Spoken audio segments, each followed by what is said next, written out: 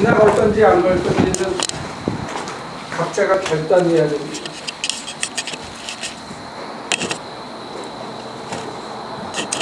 나는 그만할랜다 그러면 여기서 멈추면 됩니다.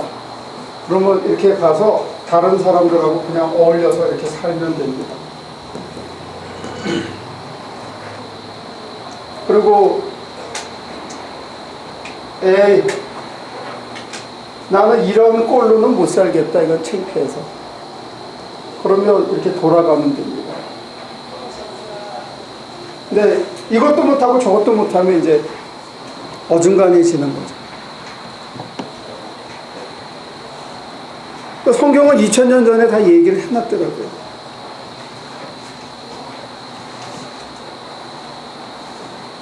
좀 여기 중요한 단어들만 꼽아서 제가 지금 이거 집을 다시 짓는 거예요. 바울이 다른 복음 전도자들처럼 아니면 그 이전에 살던 모습대로 살았으면 자기가 지금 박해받는 이런 일은 안 당했을 거라는 거죠. 여기 11절 12절 다시 한번 누가 읽어보실래요?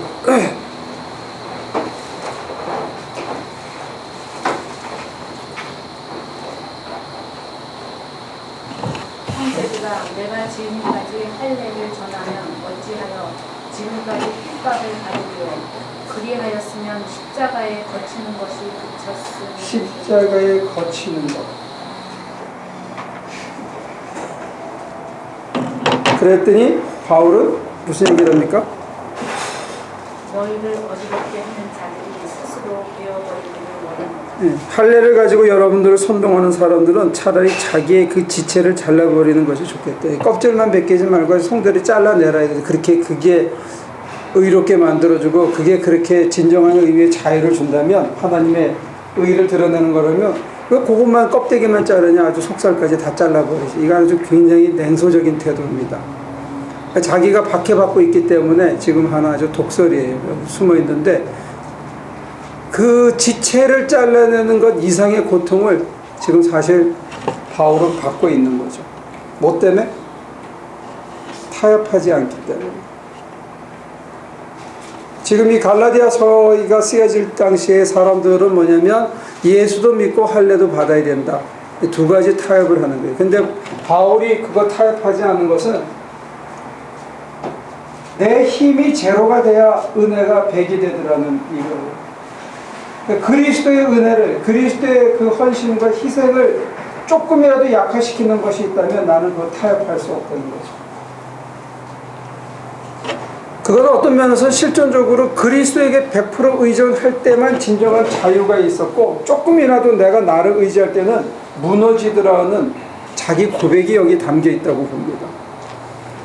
나를 의지하면 단 1%라도 그 구멍으로 내가 쑥 무너지는 것을 체험했기 때문에 다시는 내가 그쪽을 쳐다보지 않겠다는 거예요.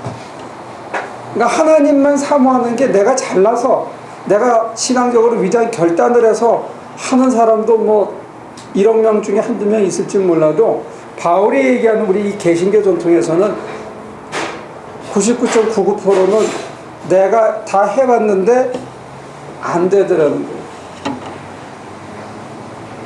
그래서 이제는 내가 조그만 방심도 내가 허락하지 않으려고 했습니다.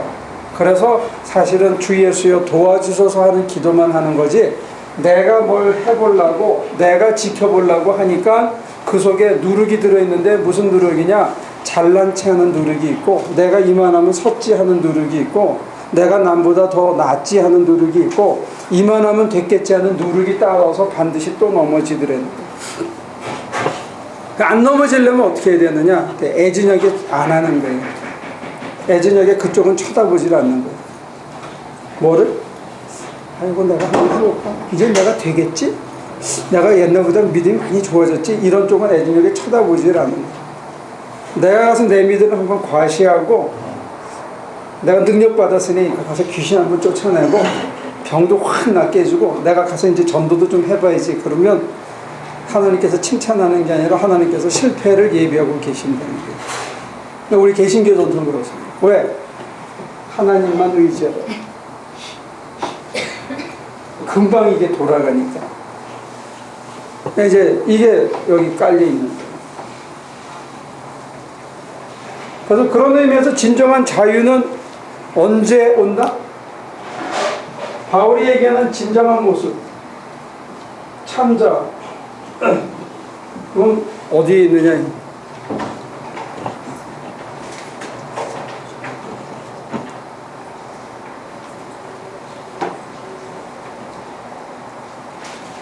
5절 6절을 누가 보면 볼까요? 우리가 성령으로 믿음을 쫓아 의의 소망을 기다리노니 그리스도 예수 안에서는 할례나 무할례나 효력이 없게 사랑으로서 역사하는 믿음. 사랑으로 역사하는 믿음.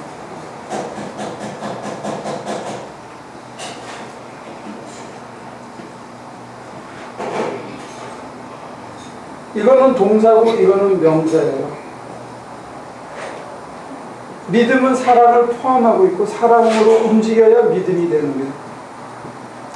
자꾸 우리는 믿음이냐 행위냐라고 나누는데 바울은 이미 이 두 가지를 한꺼번에 얘기했어요. 하나님의 사랑으로 내 안에서 움직이는 하나님이 주신 은사로서의 믿음으로만 내가 은혜를 기다리고 사모하고 하나님이 하실 때까지 잠잠히 기다리며 하나님과 더불어 할 때까지 기다리는 거예요. 오시면 기도 안 들어보고 계속하면 해야 되는데 이렇게 되기까지 반드시 거쳐야 되는 게 이 십자가의 십자가. 옛사람을 나를 달아서 죽이는 거예요. 근데 실제로 해보면 유혹이 많아요. 쉽고 편하게 살고 싶은 유혹이, 남들에게 인정받고 싶은 유혹이, 남들을 휘두르고 싶은 유혹이 사람들에게 끊임없이 찾아옵니다.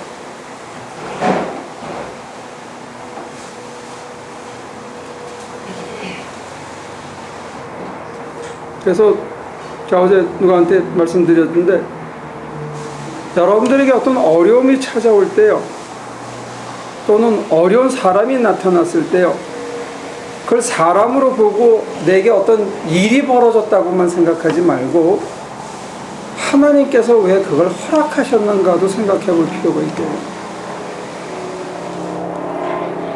아픈 것도 마찬가지고 돈이 없는 것도 마찬가지고 인간관계가 깨지는 것도 마찬가지고 누가 되지도 않는 소리를 하는 것도 마찬가지고 내가 가진 것을 어느 날 퇴직을 당하는 것도 다 마찬가지고 소위 사람들이 스트레스 레벨이 높은 그런 일을 겪을 때 큰일 났다, 이 문제를 어떻게 해결하나를 생각하지만 말고 거기에 덧붙여서 그거보다 앞서 뭘 생각해야 되냐면 하나님께서 도대체 이거를 왜 허락하셨을까요?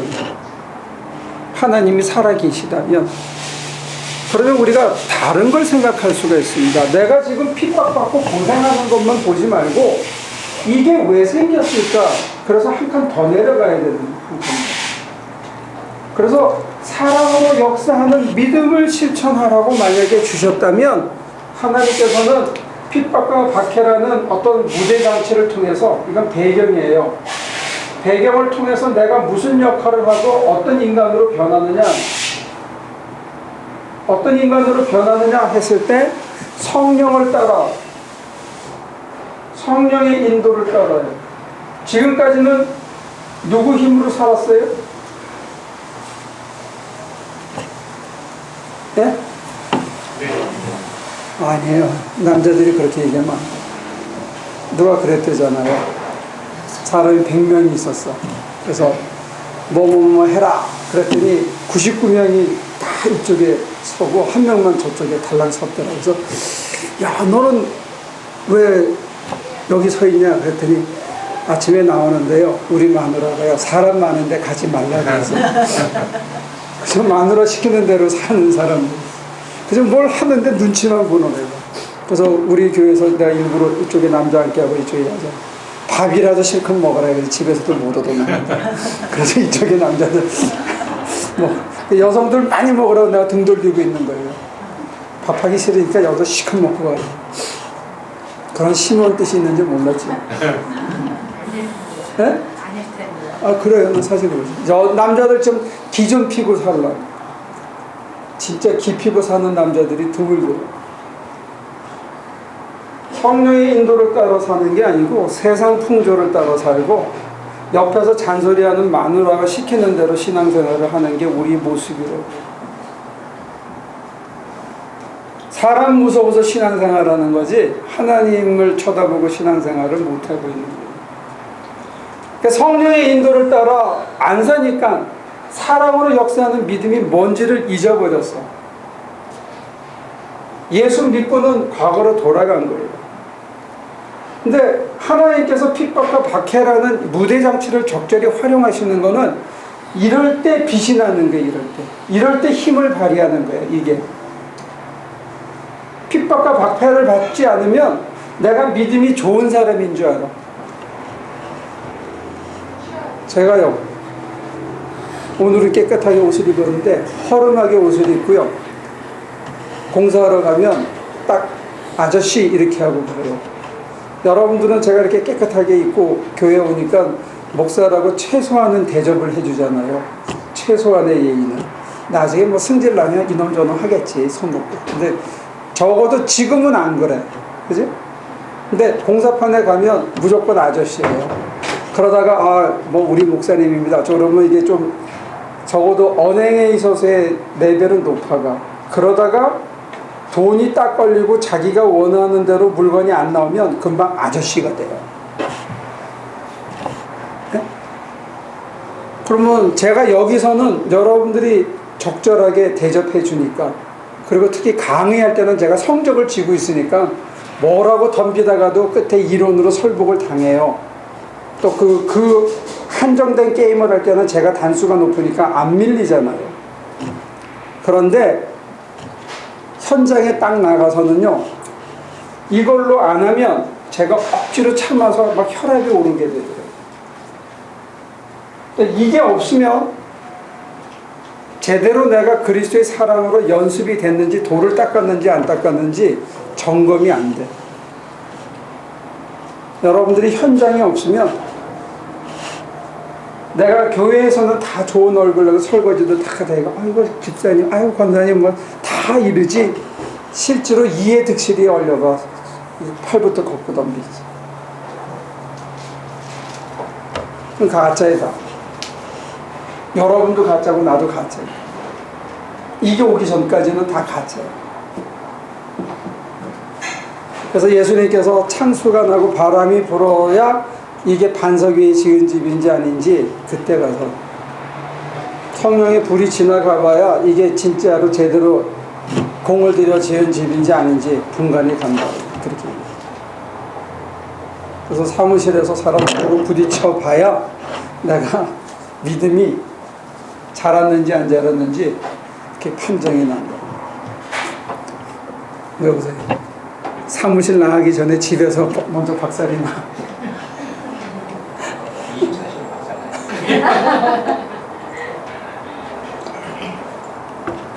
박살 안 나는 걸로 착각하고 살면 여러 사람이 힘들게 해요.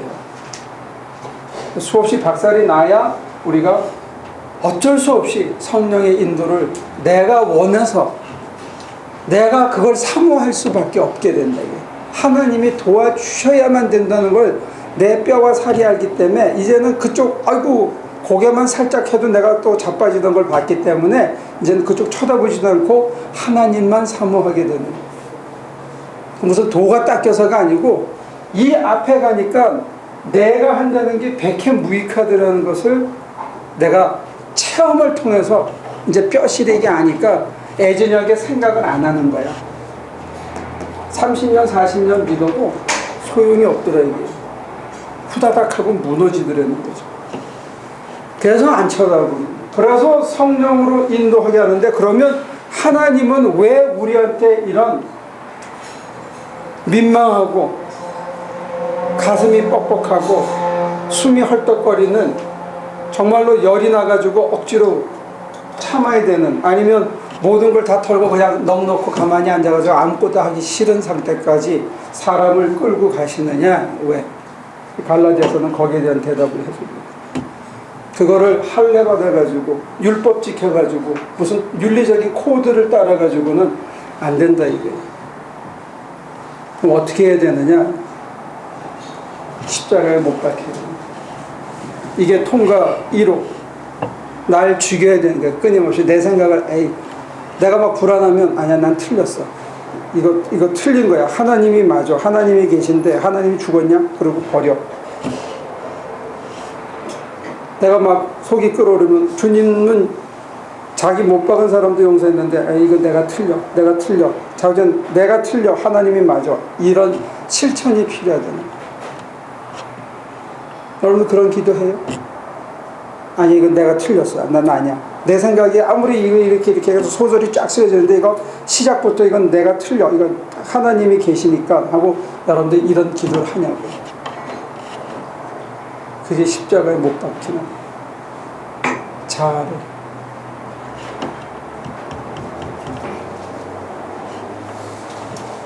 하여튼 무슨 생각이 나든지 간에 내 생각은 틀려 하고 버려야 되는 거예요. 잘 안 되죠. 그 말이 믿어져요? 굉장히 거룩한 생각, 이게 하나님한테 도움이 되겠다는 생각조차도 일단은 버려. 그러면 더 좋은 생각을 주셔요. 그러면 편해져요. 내 생각엔 1, 2, 3, 4 하면 될 것 같아. 아니야, 이거 안 맞아. 하나님이 아니야. 그리고 버리면 4, 3, 2, 1 해가지고 그게 맞는 거예요. 우리는 해야 할 거를 눈치는 채는데 순서를 거꾸로 하는 경우가 많아요. 그래서 좀 버려야 그 다음에 하나님이 주신 생각이 들어오고 그 순서대로 하는 게 나한테 제일 도움이 돼. 그걸 여러분들이 체험 속에서 해야 되는데, 제가 그랬죠. 50 넘은 사람은 그걸 체험하고 따라갈 시간이 없다고. 그러니까 우리 교회에서는 이선내 씨가 기준이야. 그 전까지는 지 마음대로 해야 돼. 근데 그 위로는 그 생각조차 하지 마라. 하면 손해. 젊은 사람들은 지 마음대로 한번 해보는 거예요. 근데 늙은 사람들은 안 돼. 시간이 없어. 그거 갖고 뭐 고민하고 연구하고 부품 개량하고 이거 있잖아요. 그냥 사다 쓰면 돼. 근데 어떤 사람들은 이거를 지가 개발하려는 사람이 있어. 이 전화통 들고 손가락 넣어서 돌리는 전화기 가지고 이걸 만들려는 사람들이 있다니까요. 그냥 사다 써요. 갤럭시 2가 나오면 갤럭시 2 사다 쓰고, 갤럭시 3가 나오면 갤럭시 3 사다 써. 우리의 차이는 뭐냐? 이거 가지고 음란 비디오 안 보고 이거 가지고 성경책 보고 찬송가 본다는 것만 차이 나는 거라고. 이거를 개발하려고 기를 쓰지 말고. 내가 보면 그게 안타까운 거예요. 왜 이걸 자꾸 개발하려고 그래? 이거는 남들이 다 해놨어요.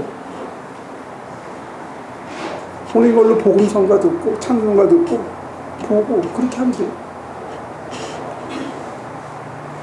자, 보시면 무슨 생각이 떠오르든지 간에 이건 불안한 생각, 미운 생각, 뭐 괴로운 생각 들면 아니야, 하나님이 살아계신데 뭐 이유가 있겠지. 그런 마음을 바꾸는 훈련이 필요한데, 그게 우리한테는 십자가를 지는 것만큼 고통스러워요. 나를 포기한다는 게. 예를 들어서 내가 딱 이 사람을 보는데 꼴보기 싫어. 그러면 순간적으로 이거 내가 잘못된 생각일 거야. 이유가 있겠지. 여러분들이 자기를 신뢰하지 않는 게 참 중요해요. 말이 되나? 뭔 말인지 알겠어요? 자기를 신뢰하지 않는 게 중요하다. 근데 죄송합니다, 목사님. 근데 그 정도도 하나님이 테스트하는 건가요? 내가 만약에 저 사람이 보기가 싫다, 이건 하나의 감정인데, 그거는 우리가 이성이 있어가지고 그 하나님이 그 자유를 주셨다는 거, 우리가 제사함을 받아가지고 주 안에서 자유롭게 되었다는 건데, 그렇게 자유로워진 몸이 그렇게 하나님이 또 테스트를 하는데, 그걸 뭐 보기가 싫다, 뭔가 좀 그거 하다, 그 정도로 하나님이 이렇게 테스트를 하는가, 그게 궁금한데요. 내가 2주 전에 할아버지가 됐거든. 예. 그래서 첫날 보고 그 다음 주에 가서 한번 봤는데, 첫날 볼 때는 지 아버지하고 똑같이 생겼더라고. 근데 두 번째 이렇게 가서 자세히 이렇게 들여다보고 우유병을 빠는 걸 이렇게 쳐다보니까 지 엄마를 많이 닮았어. 이 위로는. 그걸 코펜하겐 인터프리테이션이라고 그래요. 어떤 프레임을 가지고 보느냐에 따라서 비트겐슈타인이라는 사람이 뭐라 하냐면 오리로도 보이고 손가락으로도 보이는 거예요. 한 얼굴 안에 두 개가 다 공제하고 있어요. 근데 어떤 틀을 가지고 보느냐에 따라서 그게 그렇게 보이는 거예요. 그래서 코펜하겐 인터프리테이션이라는 건 뭐냐면 지가 보고 싶은 것만 보고 듣고 싶은 것만 선택적으로 듣는 걸 코펜하겐 인터프리테이션이라고 해요. 아니요, 목사님. 제가 마저 얘기할게요. 제 말은 우리가 불과 성령으로 거듭난 상태에서 주 안에서 자유함을 얻었는데 하나님이 저 사람 보기 싫다라는 어떤 감정으로 우리를 시험을 하느냐. 그걸 제가 물어보고 마저 설명을 드릴게요. 그건 이제 내가 보고 싶은 쪽으로 보는 걸 코펜하겐 인터프리테이션이라는데, 예를 들어서 똑같은 목사가 설교를 하는데 어떤 때는 굉장히 은혜스럽고 어떤 때는 저 사람이 내 사정을 알고 나를 공격하고 있구나로 들리고 어떤 때는 지루하고 졸리고 그래요. 똑같은 사람이 똑같은 내용을 해도 내가 어떤 자세로 보느냐에 따라서 내 처한 환경과 형편과 처지가 어떠냐에 따라서 내용이 전혀 다르게 들려요.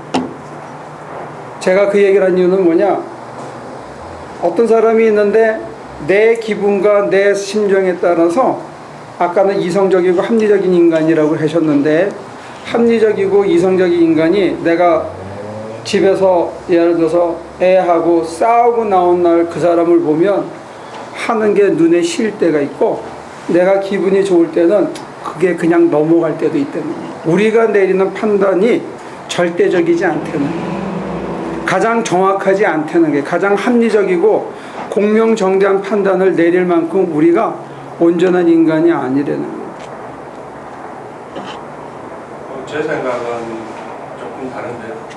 만약에 우리가 불과 성령으로서 자유함을 얻어가지고 이미 하나님의 사람이 되었는 사람은 이미 내 힘으로 주 안에서 뭘 할 수, 예를 들면은 한국의 그 어떤 군인이 이렇게 실수를 해가 수류탄을 잘못 던졌는데 그걸 자기를 희생하는 사람, 이렇게 뭐 주님을 위해서 희생했다보다 자기가 의지로서 갖는 거잖아요. 여러 가지 뭐 목사님 말씀대로 어떤 프레임, 보는 프레임에 따라 다르겠지만 우리가 아무리 객관적으로 보더라도 그 사람이 하려고 했던 거지 실질적으로 어떤 무슨 힘에 의해가 그렇게 됐는 건 아니잖아요. 그게 또 사회적으로도 그래 인정해주고. 지금 두 가지 질문이 섞여 있는데, 처음에 한 얘기로 돌아가면 우리가 물과 불로 성령으로 거듭난 인간이라 하더라도 빠꾸 오라이 해가지고 내 마음이 풍파에 흔들리면서 멀쩡한 사람이 꼴배기 싫은 사람으로 보일 수가 있다는 걸 얘기 드린 거예요. 그거는 거듭났건 거듭나지 않았든지 간에 우리가 환경과 내 감정에 지배에 받아서 정확한 판단을 못 내리고 살 때가 많다는 거예요. 내 형편과 처지가 편하고 내가 풍족하면 조금 더 여유 있고, 그래서 옛날 사람들이 뭐라 하냐면 쌀떡이 넉넉하면 마음도 넉넉해진다 그래서, 그만큼은 너무 부하지도 말고 너무 가난하지도 않아야 되는 최소한이 있어야 된다라고 얘기를 했대요, 보통 사람들은. 근데 이제 바울은 전혀 더 극단적인 얘기를 해요. 그건 나중에 제가 얘기 드릴게요. 근데 지금 제가 하는 포인트는 뭐냐면, 우리 마음이, 어떤 사람이 어제는 멀쩡한 사람이 오늘 굉장히 꼴보기 싫게 보일 때 기도하라는 거예요. 뭘 기도하냐? 하나님, 무슨 이유가 있어서 내가 오늘 이렇게 하는지 하나님을 생각해 보라는 거예요. 내 판단을, 내 감정을 믿지 말고. 그 말은 이해가 안 돼요? 그러니까 그 말씀은 나 자신을 믿는 걸로부터 자유하라. 그것도 내 감정의 소용돌이에 사실은 내가 종살이 하고 있는데 거기에 종살이 하지 말라는 거예요. 내가 돈이 없으면 큰일 났다라고 내가 판단하는데 그 판단이 틀릴 수도 있다는 거예요. 그 판단으로부터 오는 심리적인 압박감으로부터 자유하려면 그 판단이 잘못될 수도 있고, 하나님은 어떻게 판단하시는지 여쭤보고 하나님의 판단에 신뢰하는 게 필요하다. 그래야 자유가 없는 거예요. 그게 성령의 인도를 따르는 게 현실에서는. 근데 우리는 성령의 인도를 따르기 전에 내 감정과 내 생각과 내가 살아오던 판단과 내 기분 나쁜 거와 이런 것들이 먼저 장악해가지고 결론을 내버려. 이거 큰일 났다. 근데 하나님의 눈에서 보면 큰일 날 일이 아니야. 38년 동안 누워있던 환자가 베데스다 연못에 누워있는데 나는 들어갈 수가 없어요. 못 움직여서 못 가는데요. 다른 사람들이 언제나 먼저 가서 그 사람들이 나아요. 그러니까 나는 안 돼요. 이렇게 생각하는 게 이게 그 사람의 합리적인 판단입니다. 근데 예수님의 판단은 일어나 걸어가라. 네 자리를 들고. 전혀 다른 판단을 하신다는 거예요. 이거를 받아들이는 게 사랑으로 역사하는 믿음입니다. 내 판단을 믿지 않고 하나님의 판단을 받아들이는 것, 이게 믿음이에요. 근데 현실에서는 여러분과 제가 그게 생각처럼 이렇게 말씀을 듣는 것처럼 그렇게 실천해서는 쉽지 않아요. 그만큼 여러분들이 고집이 세고 똑똑하거든요. 그만큼 마음을 비우지 못했다는 얘기죠. 그렇죠. 완전히 비우면 가능한데. 근데 이 비우는 게 자기 힘으로 안 되고 실패를 통해서 어쩔 수 없이 내가 나를 의지해가지고 나한테 남은 게 이게 진짜 아무것도 아니라는 그런 자각, 뼈시린 아픔을 통한 자기 포기를 통해서 찾아오는 수가 많다는 거예요. 내가 이렇게 앉아가지고 그렇구나, 이게 세상이 열리고 이게 이렇구나, 그럼 내가 그렇게 살아야지, 이게 아니더라는 거예요. 삶의 실천에서 부딪히면서 내가 내 마음을 못 비워서 내 생각을 못 비워서 살아보니까 그게 나한테 아무 도움이 안 되는구나. 그때 괜히 승질 펴가지고 내 인생에 이렇게 꼬였구나. 고기 한 칸 내가 거기 생선 한 토막 먹었다가 내가 여기까지 끌려왔구나. 이런 자각이 필요하다는 거예요. 근데요, 목사님, 예. 제가 죄송한데요, 한 가지 질문 드리겠는데, 질문이 아니고 만약에 자기 판단이 있다면요, 하나님이 틀림없이 우리한테 프리위를 주셨고 자기 판단을 주셨고 우리가 주님 안에서 영생을 얻었으면은 불과 성령으로 거듭나가 영생을 얻었으면 죽음에서 해방이 되었는데, 만약에 그렇지 않은 상태에 만약에 자기 판단이 없다면 다른 사람이 얘기했을 때, 얼마 전에 야후 뉴스에서 어떤 사람이 천국을 갔다 왔다고 그랬어요. 하버드 프로페서리 일주일 동안 코마 상태에 들어가서 나는 천국을 보고 갔다. 천국이 이렇다. 그렇게 얘기했을 때, 그러면 내가 이게 맞다 안 맞다 판단이 돼야 되잖아요. 같은 하나님을 믿는 사람인데. 그렇잖아요. 그러면 그 사람이 맞다 그러면은 그게 맞는지 안 맞는지 뭔가 이게 내가 판단할 수 있는 게 있어야 되는데, 우리가 사람과 사람 사이에 하는 거는 얼마나 누가 많고 정확한 인포메이션을 갖고 그 인포메이션을 정확하게 분류할 수 있는 능력이 있으면 사람과 사람 사이에서는 옳고 그름을 상대적으로 비교할 수가 있어요. 상대적인 의미에서, 그것도 절대적이 아니라. 근데 하나님과 우리 사이에는 데이터의 비교가 불가능해요. 분석의 정확도를 비교하기가 어려워요. 하나님과 우리를. 근데 내가 물과 성령으로 거듭 아니라 지혜레비가 나도 하나님 앞에서 내 생각이 틀릴 때가 많다는 거예요. 그걸 백슬라이딩이라고 합니다. 신앙에서는. 잘 믿던 사람이 판단 잘못해가지고 이단으로 빠지기도 하고 믿음 포기하고 세상으로 돌아가기도 하고, 그만큼 우리가 연약하고 부족한 존재라는 걸 잊지 말라는 거예요. 물과 성령으로 한 번 거듭났다고 해가지고 내가 하늘을 다 얻은 게 아니라는 거예요.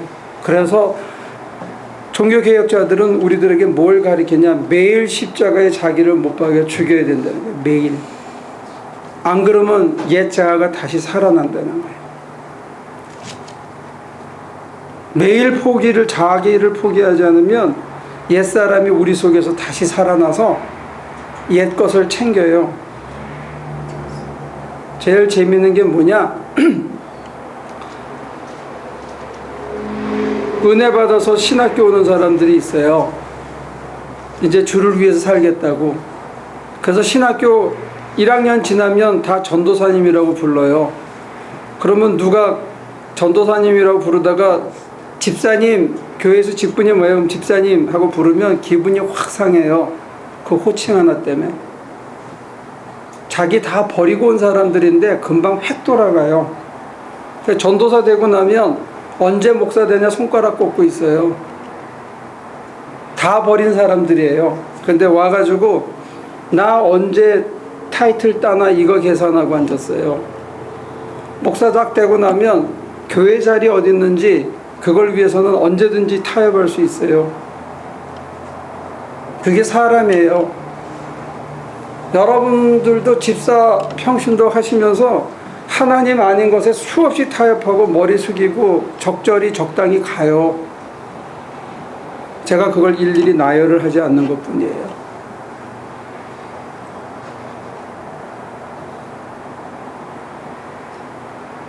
그러면 종교를 가지고 있는 사람이 이성을 가지고 사는 사람보다 나은 점이 뭐가 있나요? 나은 점이 두 가지예요. 하나는 이성으로 끝까지 따지는 것은 찬성. 근데 이성이 도달할 수 있는 한계에 가서는 하나님에게 전적으로 판단을 맡기는 거예요. 그게 종교를